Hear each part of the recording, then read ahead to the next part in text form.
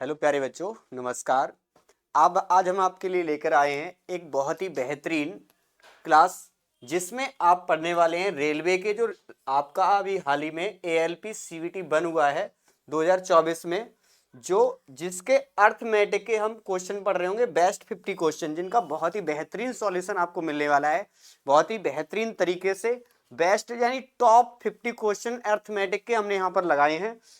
उन बच्चों के लिए बहुत ही महत्वपूर्ण है जिनका एनटीपीसी का एग्जाम है, टेक्नीशियन के अभी चल ही रहे हैं, टेक्नीशियन थर्ड के अभी होने वाले हैं, आरपीएफ ग्रुप डी, जितने भी रेलवे के एग्जाम्स लगे हुए हैं उन बच्चों के लिए ये बहुत ही महत्वपूर्ण क्लास है। जो बच्चे एग्जाम देने जाने वाले हैं, अगर वो क्लास को नहीं देखते, ये मान लो वो जुर्म कर रहे हैं अपने ऊपर। यानी कि आप इस वीडियो को पूरा देखिए एंड तक, आपको बहुत ही बेनिफिट होने वाला है। आपको हूबहू ऐसे ही क्वेश्चन मिलेंगे। रेलवे बहुत ज्यादा रिपीट करता है क्वेश्चन को, ठीक है ना। तो आपको ये क्लास पूरी देखनी चाहिए, धैर्य बनाए रखिए, पूरी क्लास को देखिए ध्यान से। बहुत ही बेहतरीन कॉन्सेप्ट के साथ यहाँ पर सॉल्व आपको किए गए हैं बेस्ट 50 क्वेश्चन, टॉप 50 क्वेश्चन जो आपके हैं। जितने भी क्वेश्चन आए थे अर्थमेटिक, उनमें से सबसे जो टॉप क्वेश्चन है उन क्वेश्चनों को यहाँ पर सॉल्व कर रहे हैं, ठीक है ना। तो हम देखते हैं पहले क्वेश्चन को। क्वेश्चन में क्या कहा गया है। क्वेश्चन नंबर 1 है 1 से 70 तक दोनों संख्याओं को शामिल। देखो मैंने चैप्टर वाइज लगाए हैं जो भी क्वेश्चन है, पहले arithmetic, profit loss, LCM HCF, यानी कि सभी क्रम में लिखे हुए हैं सभी क्वेश्चन, ठीक है ना। तो आपको समझने में बहुत ही आसानी होगी। मैंने बहुत ही टॉप मोस्ट क्वेश्चन यानी 50 क्वेश्चन को सॉल्यूशन यहाँ पर आपको दे रहे हैं और बहुत ही बेहतरीन सॉल्यूशन होने वाला है, ध्यान से आप देखेंगे, ठीक है। 1 से 70 तक दोनों संख्याओं को शामिल करते हुए कितनी प्रतिशत संख्याओं का इकाई अंक 1 या 7 है। क्या पूछा, इकाई अंक 1 या 7 है। अगर आपसे इकाई अंक 1 या 7 करेगा, कहां तक, 1 से 70 तक। सिंपल बात है, अगर 70 तक लिखोगे तो एक एक एक आएगा 7 बार, और क्या आएगा, 7 बार आएगा, ठीक है ना। तो कितने बार आया, 70 तक जाओगे, 1 से 70 तक, तो 1 भी 7 बार आएगा और 7 भी 7 बार आएगा, टोटल मिलाकर 7 14 बार होगा। कितने में से, 70 में से। कितने में से बेटा, 70 में से। 14 पंजे 70, 1/5 का मतलब प्रतिशत में पूछा है। क्या पूछा है, कितने प्रतिशत, प्रतिशत में पूछा है। तो ऑप्शन ए यानी कि यहां पर लिखा है 20%। क्या आएगा बेटा, 20% आपका आंसर बन जाता है। बात समझ में आई, ठीक है। ये क्वेश्चन आपका एएलपी 2024 में हमने पाया, आरआरबी एएलपी सीवीटी 1 2024 में अर्थमेटिक के जो क्वेश्चन है उनके टॉप मोस्ट 50 क्वेश्चन का यहाँ पर हम सॉल्यूशन कर रहे हैं, ठीक है ना। तो अर्थमेटिक के शुरुआत की है, ठीक है। अर्थमेटिक का दूसरा क्वेश्चन आपके सामने है। क्या बोला गया है, ध्यान से समझते हैं इस क्वेश्चन को, बहुत ही बेहतरीन क्वेश्चन है, ठीक है ना। जो आपके टेक्नीशियन थर्ड के या टेक्नीशियन एग्जाम चल रहे हैं उनके लिए, बच्चों के लिए बहुत ही रामबाण साबित होने वाली है ये वीडियो, ठीक है ना। 8 के 3 क्रमागत गुणजों का योग 24 है, सबसे बड़ा गुणज ज्ञात कीजिए। देखो जो सॉल्यूशन हो सकते हैं बेस्ट एग्जाम हॉल में, हम किस तरीके से सॉल्व कर सकते हैं टॉप मोस्ट, यानी कि जिस तरीके से हम बेहतरीन क्या कर सकते हैं उस तरीके से हम सॉल्व कर रहे होंगे, ठीक है ना। देखो जैसे ये संख्या लिखी है 24 है, सबसे बड़ा गुणज बताइए।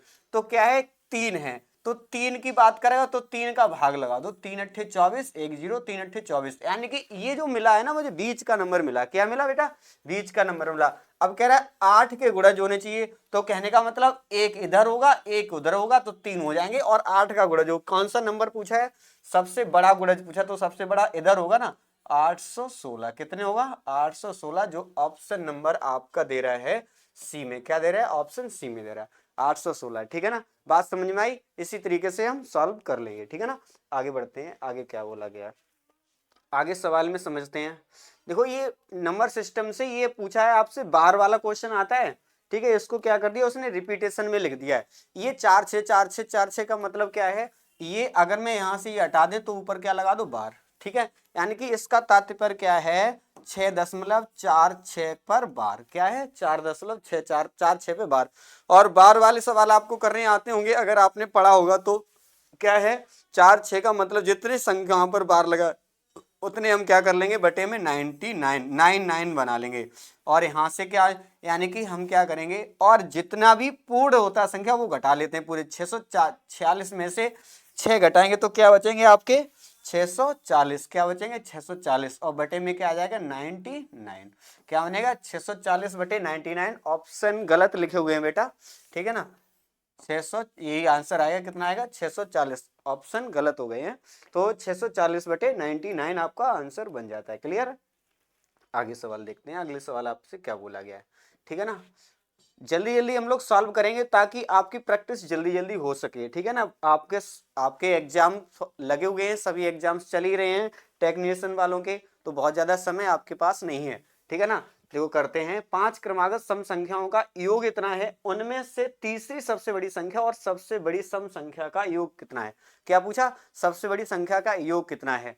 अगर हम बात करें 5 क्रमागत सम संख्याओं का योग 3720 है, क्या है 3720 है, उनमें तीसरी सबसे बड़ी संख्या और सबसे बड़ी, तो 5 की बात कर रहा है। हमने अभी एक सवाल ऐसे ही कराया, तो 5 का इसमें भाग लगा दो, क्या लगा दो 5, 5 का भाग लगाएंगे कितना आएगा आपका 5 सत्ते 35, फिर कितने बचे आपके 2, 5 5 चौको 20, और फिर कितना बचा आपका, फिर 5 चौको 20, कितना है 744। ये बीच किस नंबर आ गए और है कितने नंबर 5, तो 2 इधर लिखे होंगे आपके और 2 इधर लिखे होंगे, तो 744 के बाद सम संख्या कितनी आएगी 746, फिर कितनी आएगी 748, यही तो आएंगी, ठीक है। 2 इधर लिखे होंगे। आपसे पूछा क्या है, देखो तीसरी सबसे बड़ी कौन सी, यही वाली है, 1 2 3, और सबसे बड़ी ये है, ठीक है। इन दोनों का योग पूछा है, तो 8 4 12, लास्ट में 2 एक ही ऑप्शन में है बेटा 1492, ठीक है। ये तो हो ही नहीं सकता क्योंकि 7 7 14 एक्स्ट्रा ऑलरेडी है, ठीक है। कितना हो जाएगा, ऑप्शन ए 1492 आपका आंसर बन जाएगा, ठीक है ना।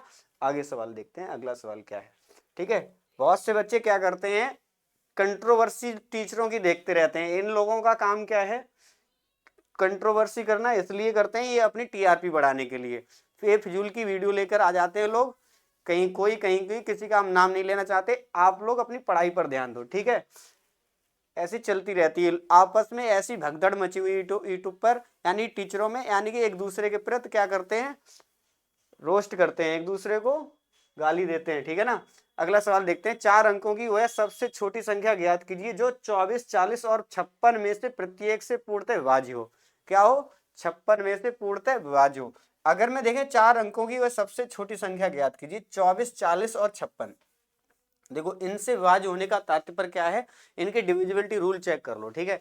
56 में क्या आते हैं, 8 और 7 आते हैं। 7 बहुत प्यारा नंबर है, जिससे 7 जो संख्या कट जाएगी वही आंसर होगा। पहला ही नंबर चेक करो, 7 दूनी 14, बचे कितने आपके 4, बचे कितने आपके 2, 7 चौको 28 कट गया। इसमें देखो भाग लग रहा है 7 का, 7 एकम 7 इसमें लग रहा है, लेकिन अब देखो इन दोनों में लग रहा है, तो हमें कहीं ना कहीं और दूसरे नंबर भी चेक करने होंगे। इसमें क्या है 8 भी है, तो 8 का भी लगा के देखो, 8 3 24, इसमें 8 का नहीं लग रहा है, ये नहीं हो सकता। इसमें तो 7 का ही नहीं लग रहा, इसमें भी 7 का ही नहीं लग रहा, तो एक ही ऑप्शन है ए, ठीक है ना। आप लगा के देख लेना। क्या हमें डिविजिबिलिटी रूल ही चेक करना, इनसे भाग लगने का मतलब इनके जो फैक्टर है उनसे भी कटना चाहिए, क्या करना है उनसे हमारा नंबर कट जाना चाहिए, ठीक है ना। आपकी बहुत बेहतरीन क्लास होने वाली है, आपको बहुत ही बेनिफिट मिलेगा, पूरी वीडियो देखिए, ठीक है। अगर पूरी वीडियो नहीं देखोगे तो आपको कुछ फायदा नहीं होगा, ठीक है ना। आप पूरी वीडियो देखेंगे एंड तक तो आपको ये समझ में आ जाएगा आपको क्वेश्चन बनते कैसे हैं। बहुत सरल सरल क्वेश्चन थे वो मैंने हटा दिए हैं, बहुत अच्छे जो टॉप मोस्ट क्वेश्चन है जो बच्चों ने कम सॉल्व कर पाए हैं, जहां पर रेशियो कम है सॉल्व करने का, वो क्वेश्चन में यहाँ पर लगाए हैं आपके, ठीक है ना। तो टॉप मोस्ट क्वेश्चन है जो 50, उनको हमने यहाँ सॉल्व कर रहे हैं। वह सबसे छोटी धनात्मक संख्या कौन सी है जिसे 2488 में जोड़ा जा सकता है, जिससे यह 3 4 5 और 6 से पूर्णतः विभाज्य हो जाए। क्या हो जाए, इनसे विभाज्य हो जाए। अगर इनसे विभाज्य होने का तात्पर्य बेटा क्या है, इनसे विभाज्य होने का तात्पर्य ये है, अगर मैं 5 से विभाजित करते हैं तो लास्ट में 0 हो या 5 हो, ठीक है। ऐसे नंबर यहाँ से ऐड करो। अगर मैं 28 ऐड करते हैं यहाँ पर तो 8 8 16, तो ये नहीं हो सकता।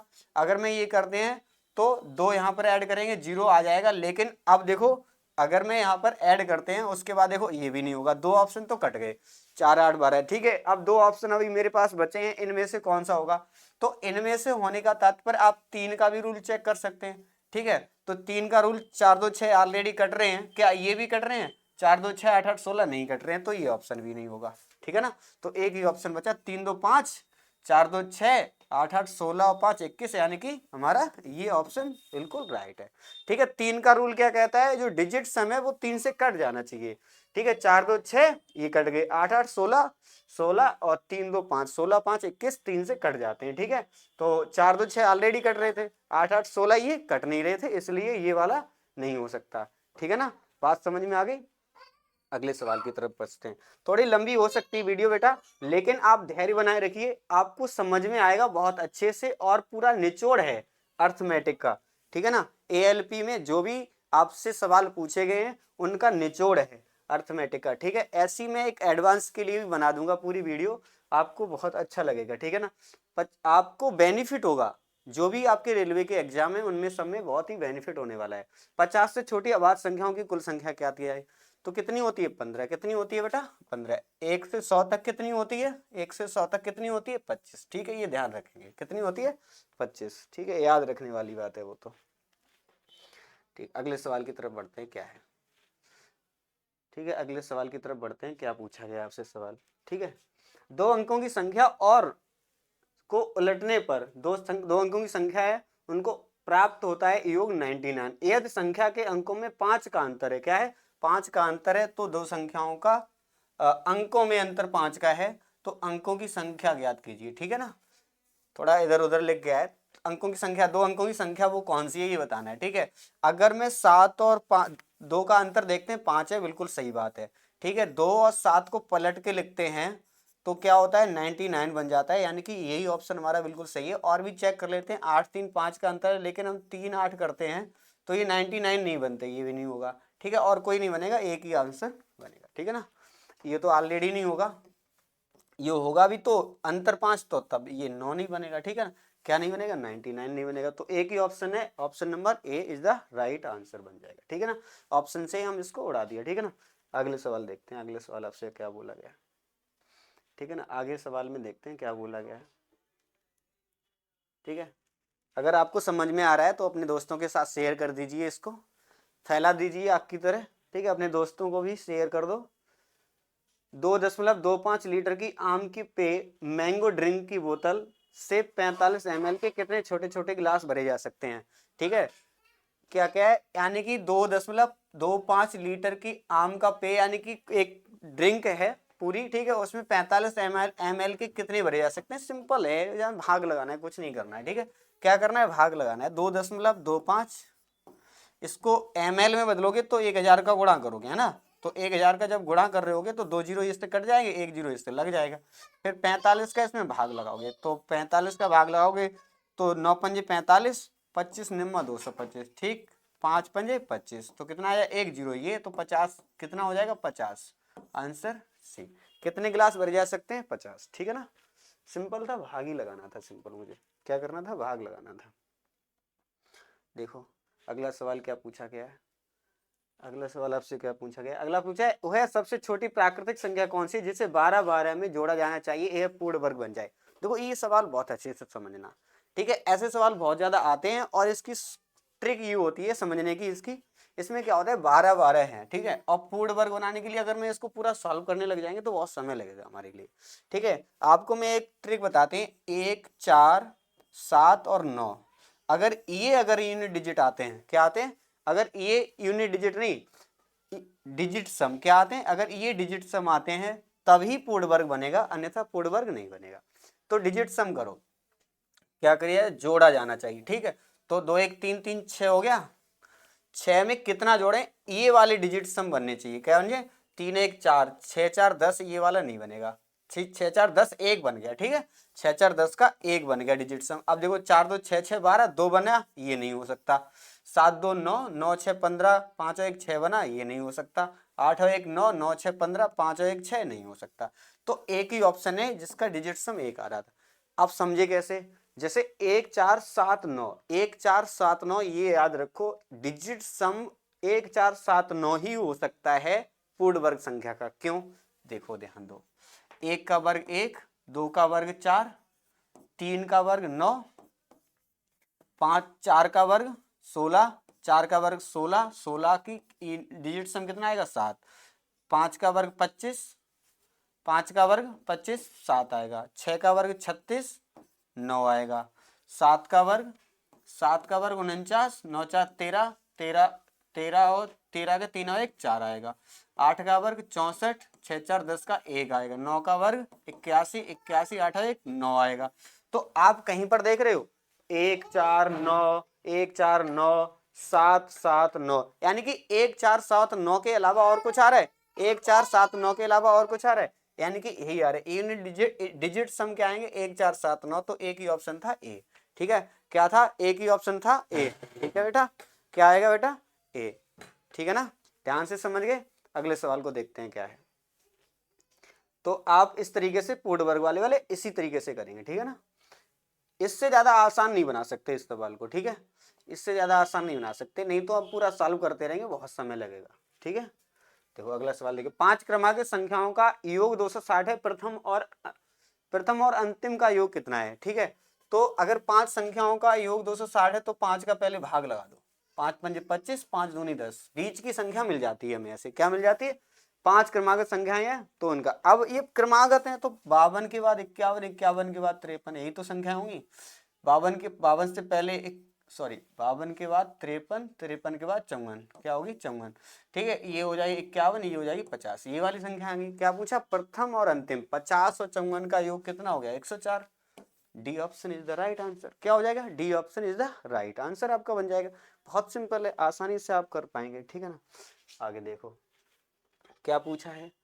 8 से विभाज्य का नियम लगाना है। क्या करना? 8 से विभाज्य का नियम लगाना है। बिल्कुल सिंपल है, देखो करते हैं। यदि संख्या 64, 84 और ए 6 है तो ए का न्यूनतम मान ज्ञात कीजिए। ए का मान क्या हो सकता है? लगाओ यहाँ से। एक अगर यहाँ पर लगाते हैं, न्यूनतम सबसे छोटा यही मान है। ठीक है ना, तो जब ए लगाते हो, जैसे बस बीच में जीरो, और जीरो लगाओगे 8 पंजे 40 नहीं कटेगा, तो एक है तो एक लग, जब लगाओ 8 पंजे 40, एक बचा 16 हो गया, 8 दूनी 16, मतलब कट गया। ठीक है, 8 से काटना ही तो है, इसमें से ऑप्शन लगा के देखो। 8 एक जब लगाया 8 पंजे 40, एक बचा 8 दूनी 16, कहने का मतलब option A is the right answer बन जाएगा 1। क्लियर है, सिंपल सिंपल सवाल है, बहुत ही कोई दिक्कत नहीं है। आगे सवाल को देखते हैं क्या पूछा गया है। अगला सवाल देखते हैं। आगे सवाल में पूछा गया आपसे, एक कक्षा में 50 विद्यार्थियों की औसत लंबाई 150 सेंटीमीटर कितनी है? 150 सेंटीमीटर। उनमें से 5 जिनकी औसत लंबाई 146 सेंटीमीटर, औसत के सवाल आ गए। ठीक है, 146 सेंटीमीटर है, कक्षा को छोड़कर और जाते हैं, और 5 अन्य जिनकी औसत लंबाई 156 सेंटीमीटर है कक्षा में सम्मिलित हो जाते हैं। कक्षा के विद्यार्थियों की नई औसत लंबाई ज्ञात कीजिए। पहले कितनी थी? 150 थी, कुछ कम ज्यादा हो गई होगी कंफर्म, क्योंकि 5 आए 5 गए। जब जो 5 गए उनकी औसत लंबाई 146 थी, जो 5 गए हैं उनकी औसत लंबाई 146 थी, जो 5 आए वो इनकी औसत लंबाई 156 है। कहने का मतलब इन्होंने कुछ गड़बड़ कर दिया, उन्होंने कुछ बढ़ा दिया करके। ये कम वाले गए, ज्यादा वाले आए हैं। कितना बढ़ाकर आए? 10। कितने बच्चे थे? 5। ठीक है, तो 10 पंजे 50, इन्होंने टोटल बढ़ा दिया। कितने बच्चे थे टोटल? 50। 50 से कम 50, यानी कि एक की वृद्धि कर दी इन्होंने। टोटल औसत में कितनी की वृद्धि कर दी? एक की। 150 था, एक की वृद्धि होगी 151 हो गया। कौन सा? Option B. ठीक है ना, ऐसे ही हम कर लेते हैं सवालों को, कुछ भी नहीं है सवाल में, आसानी से सॉल्व हो गया। 151 इज द राइट आंसर आपका बन जाता है। ठीक है, आगे सवाल को समझते हैं। आगे सवाल क्या बोला गया है? ठीक है, अगला सवाल आपसे क्या बोला गया, ध्यान से समझो।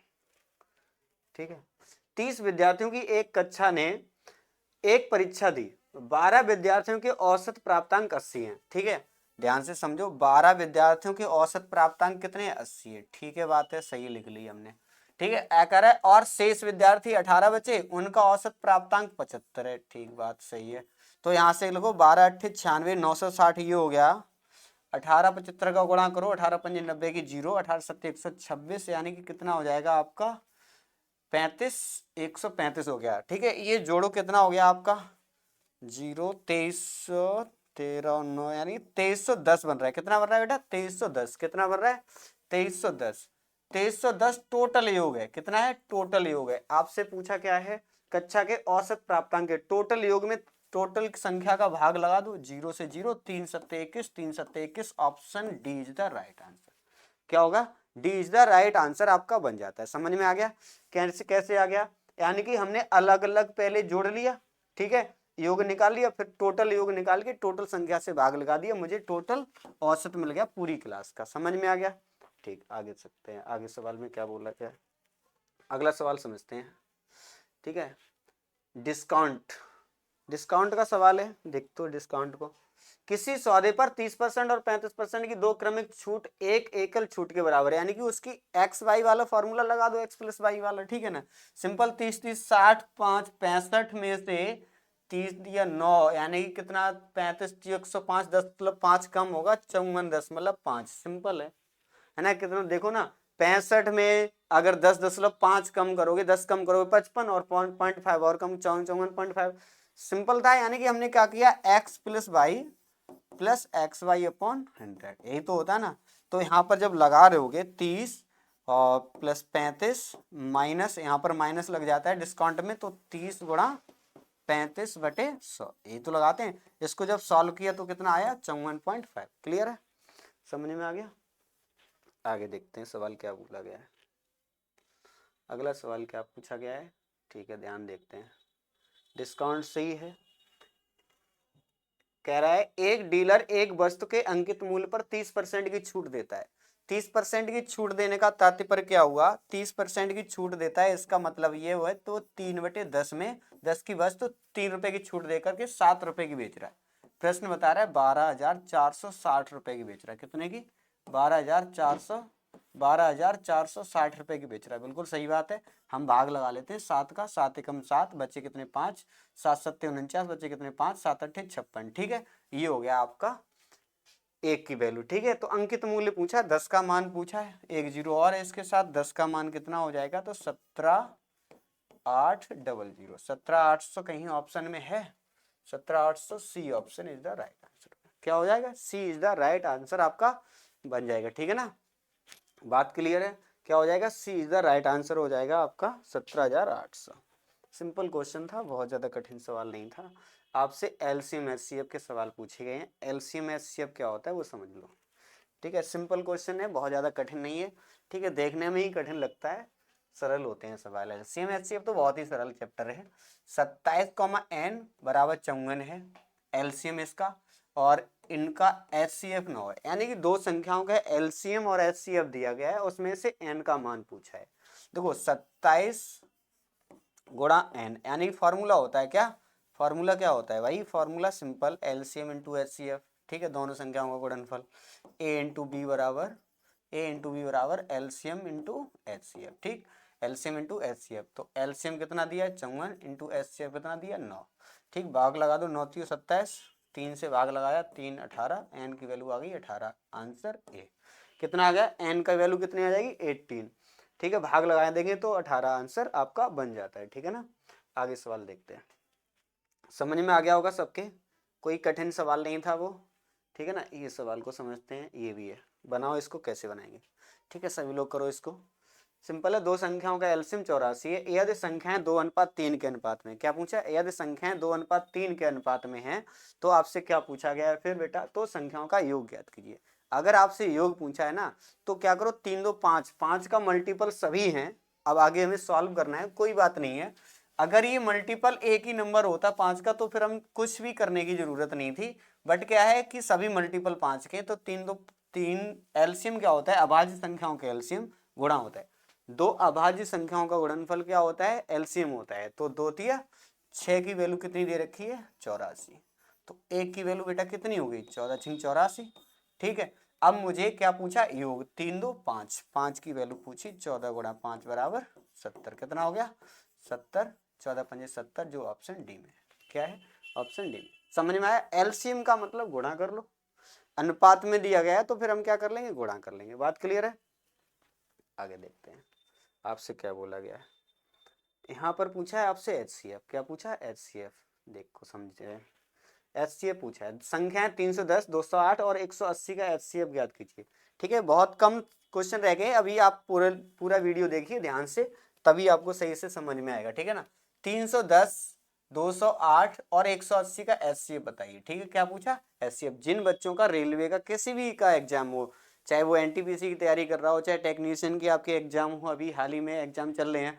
ठीक है ना, और एएलपी का जो एग्जाम हुआ है, जो भी एग्जाम बचे हुए हैं उनके लिए बहुत ही महत्वपूर्ण क्लास है। ठीक है ना, आप सभी लोग ध्यान से देखते रहें, पूरी वीडियो देखिए। ठीक है, 310, 208, 180 का एचसीएफ ज्ञात करना। अगर मुझे एचसीएफ निकालना, एचसीएफ का मतलब हाईएस्ट कॉमन फैक्टर, तो सबसे पहले 8 पर जाते हैं। 8 पर जैसे ही गए तो ये नंबर 8 को नहीं काटेगा, तो 8 इसको नहीं काटेगा, ठीक है, तो ये 8 नहीं हो सकता, ठीक है। 8 का भाग लगाओ, देखो 8 से नहीं कटेगा, ठीक है। 4, अब उसके बाद 6 पे पहुंचते हैं। 6 से देखो 6 पंजे 30, ये 6 नहीं, 6 भी नहीं काटेगा इसको, ठीक है, तो 6 भी नहीं हो सकता। उसके बाद 4 पे जाएंगे तो 4 सत्ते 28, बचे कितने आपके 4 सत्ते 28, 3 बचे, 4 भी नहीं काट रहे, 4 सत्ते 28, आपके बचे 3, 4 भी नहीं काटे, 4 भी नहीं होगा, तो 2 तो सबको काट ही देगा, बात खत्म। 2 तो सबको काट ही देगा। देखो 8 भी नहीं काट रहा, 8 3 24, बचे कितने 7 नहीं कटा। 4 भी नहीं काट रहा है, 4 सत्ते 28, बचे कितने आपके 3 नहीं कटा। 6 भी नहीं काट रहा, 6 पंजे 30 नहीं काट रहा, तो 2 ही बचा है। 2 तो सब में कॉमन है ही, 2 बचेगा। आंसर क्या हो जाएगा आपका 2। क्लियर है, समझ में आया। आगे सवाल को समझते हैं। टाइम एंड वर्क से सवाल है, ठीक है। टाइम एंड वर्क बहुत प्यारा चैप्टर है, ये चैप्टर से बहुत ज्यादा सवाल आते हैं, ठीक है ना। ये इससे तो आने ही आने हैं। 8 पुरुष 12 महिलाएं एक दीवार को 10 दिन में बनाती हैं, ठीक है, ध्यान से समझेंगे। 8 पुरुष हैं और 12 महिलाएं हैं। 8 पुरुष 12 महिलाएं मिलकर एक दीवार को 10 दिन में बनाती हैं, ठीक, बात क्लियर है, समझ में आ गई। फिर कह रहा है 6 पुरुष और 8 महिलाएं, क्या 8 महिलाएं मिलकर के यही काम कितने दिन में कर देती हैं 14 दिन में। यहाँ से 2 पंजे 10, 2 सत्ते 14, थोड़ा हल्का कर लिए। अगर गुणा करेंगे 8 पंजे 40, 6 सत्ते 42, अंतर आएगा 2p। कितना आएगा 2p, डायरेक्ट करो। 8 पंजे 40, 6 सत्ते 42, घटाएंगे तो 2p तो बचेगा, ठीक है। तो 12 पंजे 60, 6 और 12 पंजे 7, 8 सत्ते 56 आएगा 4m, ठीक है। 2 से भाग लगाओ, 2 एकम 2, 2 दूनी 4, ऐसे सॉल्व कर पाएंगे। P की क्षमता 2 है, M की क्षमता 1 है, उल्ट इधर उधर होती है क्षमता, क्या होती है, M की क्षमता 1 है, P की क्षमता 2 है। फिर आपसे क्या पूछा है, ठीक है, एक पुरुष इनका कितने एक्स्ट्रा दिन लेगा एक दूसरे से, है ना, ये पूछा है। तो हम पहले काम निकालो, तो 6 की P की क्षमता 2 है और A की क्षमता, M की क्षमता 1 है, तो 6 दूनी 12, 8 दूनी 6 दूनी 12, 8 एकम 8, यानी कि 20 गुणा 14 काम अगर कोई पुरुष करेगा तो 2 से भाग लगा, 2 सत्ते 14, 2 सत्ते 140 दिन लगाएगा। अगर कोई महिला करेगी तो 1 की क्षमता से करेगी तो पूरा 280 दिन लगाएगी। कितने 280 दिन लगाएगी, तो आंसर कितना आएगा 140। अंतर कितना आएगा 140। जो ऑप्शन है आपका बी, ऑप्शन है बी, कितना आएगा आपका option B is the right answer हो जाएगा। बेटा बेटा बाहर जाओ, ठीक है। हाँ बेटा, हाँ बेटा बेटा, ठीक है। अगले सवाल को देखते हैं, अगला सवाल क्या पूछा, ठीक है। हाँ बेटा जाओ, पापा के पास जाओ, जाओ बेटा। अद्वैक, चलो अगला सवाल देख।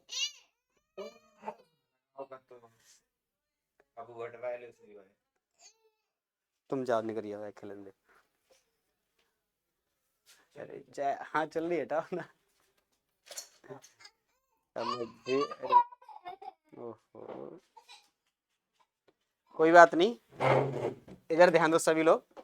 अगला सवाल क्या पूछा गया है, 48 पुरुष एक काम को 5 दिनों में कर सकते हैं, जबकि 40 महिलाएं उसी काम को 9 दिनों में कर सकती हैं। 48 पुरुष एक काम को 5 दिन में कर सकते हैं। 48 पुरुष हैं, 48 पुरुष किसी काम को 5 दिन में कर सकते हैं, तो जबकि 40 महिलाएं उसी काम को 9 दिन में कर सकती हैं। 40 महिलाएं उसी काम को 9 दिन में कर सकती हैं, ठीक है ना।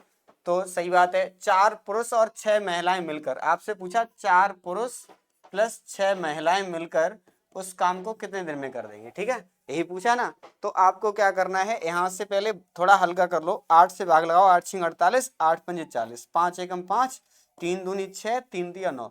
कहने का मतलब P की क्षमता आ गई 3 और M की क्षमता आ गई 2। इधर उधर क्षमता होती है पता है आपको, ठीक है।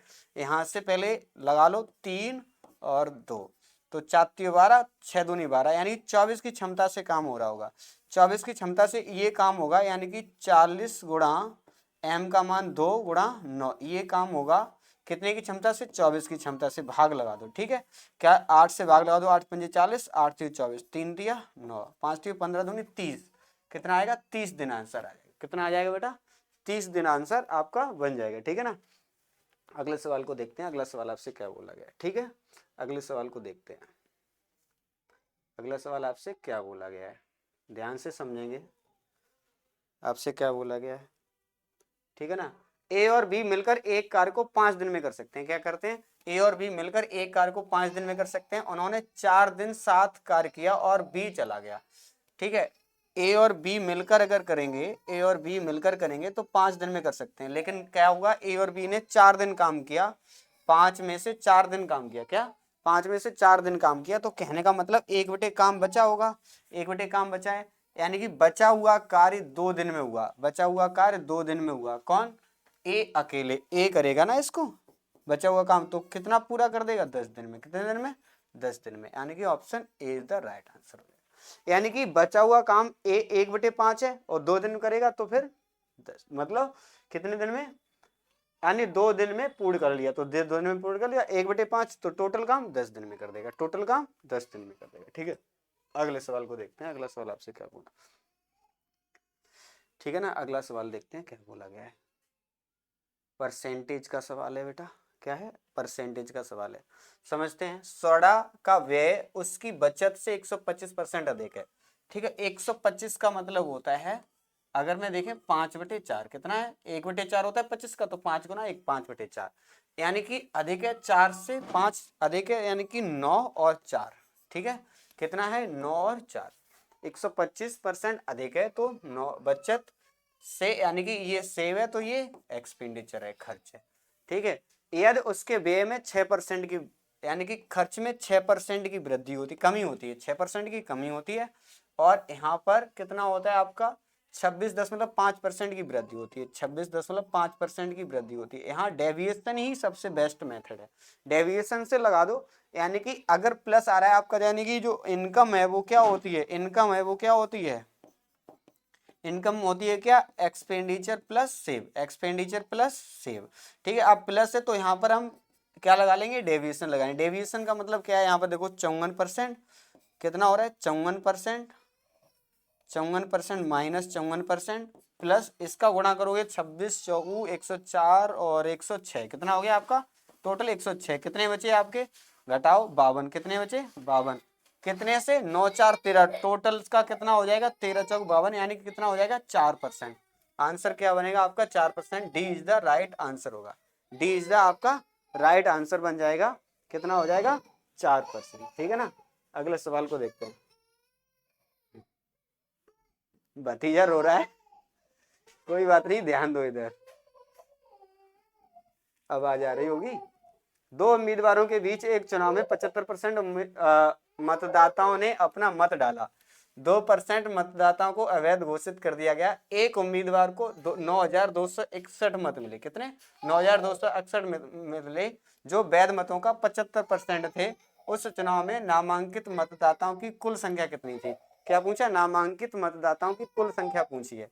तो मान लो नामांकित मतदाताओं की कुल संख्या कुछ भी रही होगी, ठीक है ना, कुछ भी रही होगी, एक्स हमने मान ली। ठीक है, आपसे पूछा है कि 75% ने मत डाला, तो 3/4 ने डाला, उसमें से 2% का मतलब होता है 1/50, 50 में से 49 मत हैं वैध, और ठीक है एक खत्म हो गए 50 में से, उसमें से 3/4 मिले, उसे 3/4 मिले, तब वो बता रहा है कितना मिला, 9,261 मिला, कितना मिला 9,261 मत मिले। तो देखो यहां से आप अगर देखोगे तो ये क्या है, ये क्या है 7 गुणा 7 है, क्या है ये 7 गुणा 7 है, 7 21, 7 21 दो बार है, और ये आप देख लो सीधा सीधा 21 का घन है, क्या है 21 का घन है। तो कहने का मतलब ये सब अगर काट दो ऊपर वाला, तो इधर कितना बचा 21 बचा, कितना बचा 21 बचा, 4 चौक 16 और पंजे 80 का गुणा हो जाएगा उधर जा करके, 16 पंजे 80, यानी कि 21 गुणा 80 होगा, 21 अट्ठे 168, 168 और जीरो यानी कि 1680, एक जीरो और होगा, एक जीरो ये है, तो कितना बनेगा आपका 16,800, क्या बनेगा 16,800 आपका आंसर बन जाएगा। ठीक है ना, अगला सवाल देखते हैं, अगला सवाल आपसे क्या बोला गया, अगला सवाल आपसे क्या बोला गया, ध्यान से समझते हैं। ठीक है, अर्थमेटिक का ही सवाल है, यानी कि ये सवाल है परसेंटेज का, किसी देश में 55% जनसंख्या महिलाएं हैं, अगर 55% महिलाएं हैं तो पुरुष कितने रहे होंगे, पुरुष कितने होंगे 45। यानी कि यहाँ पर अगर मैं देखें तो 45 और 55 रेशियो में बदलोगे तो 9 पंजे 5 से भाग लगा दो, 5 ने 45 और 5 से 11, ठीक है। तो ये रेशियो बन जाएगा आपका। यदि कुल साक्षरता दर 958 है और 80% पुरुष साक्षर हैं, पुरुष कितने हैं 80% साक्षर हैं, ठीक है, कितने हैं 80%, और कुल साक्षरता दर कितनी है बेटा 58, तो यहाँ पर भी 58 होनी चाहिए, यहाँ पर भी 58 होनी चाहिए। अंतर देखो कितने का है, अगर मैं अंतर देखें तो कितने का है 22, ये कितना एक्स्ट्रा है 22, अगर यहाँ से 22 कम कर दो, डेविएशन से ही कर रहे हैं, ठीक है, 22 कम कर दो कितने में से 11 में से, 11 में से ही तो होंगे, टोटल आउट ऑफ कितने पुरुष 9, ठीक है, तो 11 दूनी 22, 9 दूनी 18, 18 अगर कम हो जाएंगे 58 में से तो कितने परसेंट पुरुष साक्षर होंगे, वो महिलाएं साक्षर होंगी 40%, कितनी होंगी 40%, क्योंकि 9 पुरुष साक्षर थे उसमें से कितने हो जाएंगे, टोटल 9 पुरुष थे उसमें इतने कम हो जाएंगे तो कितने बचेंगे 40%, ठीक है। कितना आएगा, option B is the right answer होगा, ठीक है, क्या आ जाएगा, B is the right answer आपका बन जाता है, ठीक। अगले सवाल की तरफ बढ़ जाते हैं। अगला सवाल आपसे क्या बोला गया, ठीक है, अगला सवाल देखते हैं क्या बोला गया है, ध्यान से समझो अगला सवाल। अगला सवाल आपसे पूछा है, चीनी के मूल्य में 20% की कमी से खरीदारी को 160 रुपए में 2.5 किलोग्राम अधिक प्राप्त होता है, ठीक है, 160 रुपए में 2.5 किलोग्राम अधिक प्राप्त होता है। अगर मैं बात करें 20%, 20% मतलब 1/5, यानी कि 5 से 4 हो रहा है, क्या हो रहा है 5 से 4, ठीक है, ये तो है किसका, यानी कि ये रुपए हैं। अगर मैं यहाँ पर वस्तुओं की बात करें तो 4 से 5, यानी कि कंजप्शन की बात करें तो 4 से 5 होगा, ठीक है। अंतर यहाँ पर कितने का है, एक की दिया है, वस्तु कितनी है 2.5 किलोग्राम एक्स्ट्रा मिल रही है, तो एक की वैल्यू 2.5, यानी कि वस्तु पहले कितनी रही होगी 4, 4 की वैल्यू कितनी हो जाएगी 2.5 गुणा 4 बराबर 10, यानी कि 10 किलोग्राम का दाम था 160 रुपए, तो एक किलोग्राम का दाम होगा 16 रुपए, कितना होगा 16 रुपए, ऑप्शन सी, ठीक है। वास्तविक मूल्य कितना आएगा, आपसे वास्तविक मूल्य पूछा था पहले का, तो 4 की वैल्यू 10 आ गई और 10 यूनिट की वैल्यू, 10 यूनिट की वैल्यू कितनी आ जाएगी आपकी 160 जो दे रखी है प्रश्न में, तो 1 यूनिट की 1 किलोग्राम की वैल्यू कितनी हो जाएगी आपकी 16 रुपए। बात क्लियर है, समझ में आ गया, ठीक। अगला सवाल देखते हैं, अगला सवाल क्या आपसे पूछा गया है, अगला सवाल देखते हैं क्या पूछा गया आपसे, ठीक है ना। अगला सवाल आपसे पूछा गया है, ठीक है, प्रॉफिट लॉस से ही है, परसेंटेज से, सॉरी, तो यहाँ से पूछा गया क्या, देखो ध्यान से समझते हैं, आय व्यय वाले क्वेश्चन बहुत आते हैं। एक व्यक्ति अपनी मासिक आय का 30% बचाता है, क्या करता है मासिक आय का 30% बचाता है, अगर उसकी आय मान लो 100 रुपए रही होगी, उसमें से 30% उसने बचा लिए तो खर्च कितने कर दिए 70 रुपए, कितने कर दिए खर्च 70 रुपए। बात क्लियर है, यहाँ तक सबके समझ में आया, यानी कि यहाँ तक समझ में आया, इनकम ये है, सेव ये है और एक्सपेंडिचर ये है, ठीक है, यहाँ तक कोई दिक्कत नहीं है, यहाँ तक कोई दिक्कत नहीं है। कह रहा है कि आय 20% बढ़ जाती है, अगर 20% बढ़ गई तो 120 हो गई, कितनी हो गई 120 हो गई। कह रहा है 20% अधिक बचाता है, अब 20% अधिक बचाता है, 20% 5 31 6 बचाता होगा एक्स्ट्रा, यानी कि 20% एक्स्ट्रा की बात कर रहा है तो 6, देखो ना 2 3 6 कितना हो जाएगा 6, तो 36 हो गया। अब उसने कितने कमाए, यानी कि उसने खर्च कितने कर दिए 84, कितने अंतर निकालो 84, अब कितना एक्स्ट्रा बचा लिया, खर्च कर दिया उसने 14 रुपए एक्स्ट्रा खर्च कर दिए, कितने पर 70 से, तो गुणा 100, 14 पंजे 70, एक कितना आ जाएगा आपका 20%, कितना आ जाएगा 20%, जो ऑप्शन नंबर बी में दे रहा है, क्या है ऑप्शन बी में दे रहा है। बिल्कुल क्लियर है, समझ में आया कितना आया आपका आंसर 20%, ठीक है ना। आगे सवाल समझते हैं क्या बोला गया, सिंपल सिंपल सवाल आते हैं रेलवे में, ठीक है, क्या करना है आपको रिवीजन करना है, बहुत अच्छे से ध्यान से समझना है, कोई बहुत ज्यादा हार्ड क्वेश्चन नहीं पूछता है, ठीक है ना। क्या करना है आपको थोड़ा समझना है धैर्य बनाकर। पी और क्यू का वेतन मिलाकर 2000 रुपए, कितना है पी और क्यू का मिलाकर 2000 है। पी अपने वेतन का 95% खर्च करता है और क्यू अपने वेतन का 85% खर्च करता है।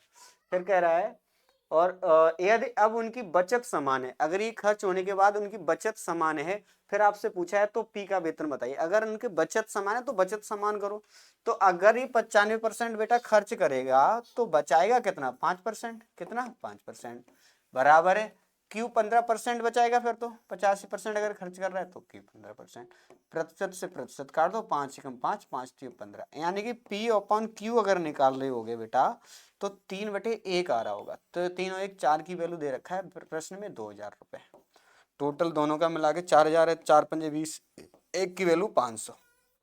आपसे वैल्यू पूछी है P की, तो P का मान कितना 3, 3 का वैल्यू कितना हो जाएगा आपका 500 गुणा 3 बराबर 1500, कितना आ रहा है बेटा 1500।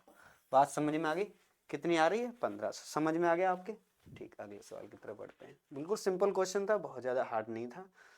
ठीक है, अगले सवाल को देख, प्रॉफिट लॉस। ठीक है, प्रॉफिट लॉस शुरू होता है। प्रॉफिट लॉस के क्वेश्चन है, एक व्यक्ति एक वस्तु को 25% के लाभ पर बेचता है। क्या करता है 25% के लाभ पर बेचता है। इसे 20% कम मूल्य पर खरीदा होता और 10.5 कम मूल्य पर बेचा होता तो उसे 30% का लाभ होता। वस्तु का क्रय मूल्य ज्ञात कीजिए। क्या पूछा, वस्तु का क्रय मूल्य पूछे। देखो ऐसे क्वेश्चन बहुत आते हैं, ठीक है, इसको बहुत ध्यान से समझेंगे, धैर्य बनाकर, और बहुत अच्छे से समझ में आएगा आपको। ठीक है, ये बहुत ही अच्छे तरीके से मैं आपको समझाने वाला हूँ। 25% के लाभ पर बेचता है। अगर वो 100 रुपए की वस्तु है बेटा, अगर वो 125 की बेचेगा तभी तो 25% का प्रॉफिट होगा। बात क्लियर है, समझ में आ गई। 25% का लाभ कमाता है। फिर कह रहा है उसने इसे 20% कम में खरीदा होता। ठीक है, 100 की जगह पे 20% कम में खरीदा होता, यानी कि 80 में खरीदा होता। सही है ना, 80 में खरीदा होता तो उसे 30% का लाभ होता, तो उसे 30% का लाभ होता। अगर मैं इस पर 30% का लाभ करोगे, 3 अट्ठे 24, 24 का लाभ होगा। कहने का मतलब इसे जोड़ोगे कितना हो जाएगा 124, कितना हो जाएगा, सॉरी कितना होगा आपका 20, 104, कितना हो गया आपका 104। अंतर निकालो कितना आया 21। ठीक है ना, ये अंतर दे रहा है 10.5, कितना दे रहा है 10.5। ठीक है, भाग लगाओगे 21 पंजे 105, 10.5 यानी कि आधा। आधा अगर 10.5 इसका करोगे तो कितना आएगा 50, कितना आएगा 50, जो ऑप्शन ए में ही दे रहा है। कितना है ऑप्शन ए में। बिल्कुल समझ में आया। ठीक है, अगर समझ में आया वीडियो को लाइक कीजिए, शेयर कीजिए दोस्तों के साथ पास। ठीक है ना, अगला सवाल देखते हैं, अगला सवाल क्या है। ठीक है ना, अगले सवाल को देखते हैं क्या बोला गया है। ठीक है, क्या बोला गया है, अगला सवाल देखते हैं। एक बेईमान विक्रेता अपना माल क्रय मूल्य पर बेचने का दावा करता है। क्या करता है, क्रय मूल्य पर बेचने का दावा करता है, लेकिन गलत भार का उपयोग करता है।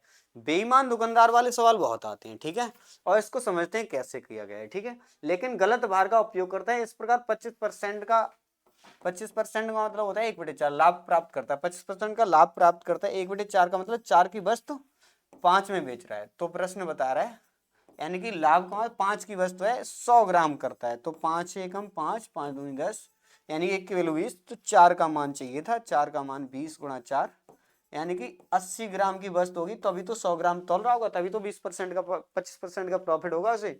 यानी कि 80 ग्राम वस्तु थी, कितनी थी 80 ग्राम का वाट का प्रयोग कर रहा था 100 ग्राम की जगह, तभी 100 ग्राम की जगह पे 80 ग्राम का प्रयोग करेगा, तभी तो उसे प्रॉफिट होगा, तभी तो प्रॉफिट होगा। बात क्लियर है, समझ में आ गया।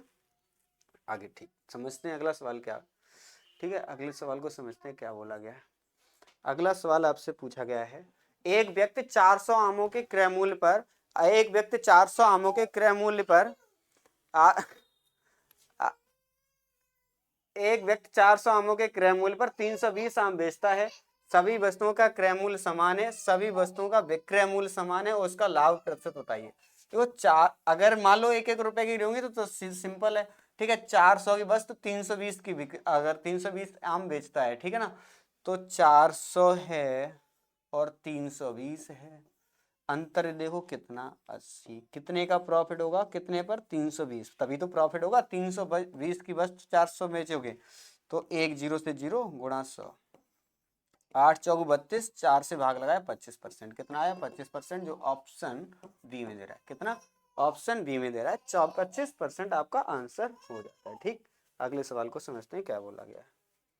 अगले सवाल को समझते हैं क्या बोला गया है। ठीक है, इसमें थोड़ा सा मिस्टेक हो गई है, थोड़ा समझते हैं।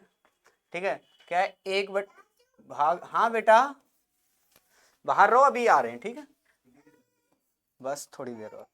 ठीक है, 1/11 भाग की हानि होती है। एक पेन का क्रय मूल्य कितना है। ठीक है, क्या पूछा, एक किसी दुकानदार को 10 रुपए में एक पेन बेचने पर उसके 1/11 भाग की हानि होती है, एक पेन का क्रय मूल्य कितना है, क्रय मूल्य पूछा है। तो 1/11 की हानि होती है, मतलब 11 पर 1 की हानि होती है, तो 10 रुपए की बेच रहा होगा। अब बता रहा प्रश्न में 10 रुपए की बेच रहा है, तो 10 की वैल्यू 10 ही दे रखी, कितना है 10 की वैल्यू 10 ही है, तो 1 की वैल्यू आपकी 1 हो जाएगी, तो 11 की वैल्यू भी 11 ही होगी। आंसर क्या आएगा आपका 11। कितना आएगा 11, कितना आएगा 11। बात क्लियर है। अगले सवाल को समझते हैं क्या है, अगले सवाल को समझते हैं क्या बोला गया है, अगले सवाल को समझ लेते हैं क्या बोला गया आपको, ठीक है। ध्यान से, एक वस्तु का अंकित मूल्य उसके लागत मूल्य से 50% अधिक है। अंकित मूल्य लागत मूल्य से 50% अधिक है, तो 150 होगा। कह रहा है अंकित मूल्य 1500 दिया गया है, तो ये 10 के बार गया तो 10 यहाँ पर गुणा हो रहा है, सीधा सीधा 1000 आ रहा है, जो ऑप्शन डी में दे रहा है। क्या है, ऑप्शन डी में दे रहा है। ठीक है, सिंपल क्वेश्चन था। आगे बढ़ जाते हैं, आगे सवाल को देखते हैं क्या बोला गया, आगे सवाल को देखते हैं क्या बोला गया है। देखो सवाल को समझेंगे अगर तो क्या है, ए किसी वार्षिक साधारण ब्याज दर पर 8,000 रुपए का निवेश करता है और बी उसी ब्याज पर 11,000 रुपए का निवेश करता है। यदि 3 वर्ष के अंत में बी को ए से 720 रुपए अधिक ब्याज प्राप्त होता है, तो वार्षिक साधारण ब्याज दर ज्ञात कीजिए। क्या पूछा, वार्षिक साधारण ब्याज दर ज्ञात कीजिए। देखो सिंपल है, ये जितना भी एक्स्ट्रा होगा ना उस पर ही तो ब्याज मिलेगा, यानी कि एक्स्ट्रा ब्याज मिलेगा। 3 वर्ष के लिए 3,000 रुपए पर मिलेगा ब्याज, ठीक है ना। R% के हिसाब से मान लो ब्याज लग रहा होगा, तो ब्याज कितना एक्स्ट्रा मिल रहा था 720। यही क्वेश्चन है, बस इसमें यही है और कुछ नहीं है। ठीक है, तीन देखो 2 जीरो प्रतिशत से काट दी, 1 जीरो इससे काट दी, 3 दिया 9 8 72, कितना आ गया 8%, जो ऑप्शन ए में है। कहाँ है, ऑप्शन ए में। सिंपल था, यानी कि जितना एक्स्ट्रा वो निवेश करेगा उतने ही पर तो एक्स्ट्रा ब्याज मिलेगा, और 3 वर्ष के लिए कर रहा था 3,000 एक्स्ट्रा, तो R% के हिसाब से मान लिया, तो सॉल्व कर लिया। ठीक है, PRT/100, बस सिंपल है। आगे करते हैं, अगला सवाल देखते हैं क्या बोला गया है, अगला सवाल देखते हैं क्या बोला गया है। अगला सवाल आपसे बोला गया है बेटा, यदि कोई धनराशि चक्रवृद्धि ब्याज पर 10 वर्ष में स्वयं की दोगुनी हो जाती है, 1 से 2 हो जाती है 10 वर्ष में, बात सही है, मान ली बात। यह धनराशि समान ब्याज दर पर कितने वर्ष में 16 गुनी हो जाएगी, कितनी 16 गुनी। 16 गुनी का तात्पर्य ये है 2 की पावर कितनी है जी, इसे बेस बना करके पावर लगाओ। ठीक है, तो 10 कितना 4, जितनी पावर है उतने का गुणा कर दो, 40 वर्ष आ जाएगा। कितना आ जाएगा 40 वर्ष, आंसर आएगा कितना आएगा 40 वर्ष, जो ऑप्शन बी में दे रहा है। क्या है, ऑप्शन बी में दे रहा है। ठीक है ना, बात क्लियर है। अगले सवाल पढ़ते हैं, अगला सवाल आपसे क्या बोला गया है। ठीक है, अगले सवाल की तरफ देखते हैं, अगला सवाल आपसे क्या बोला गया है।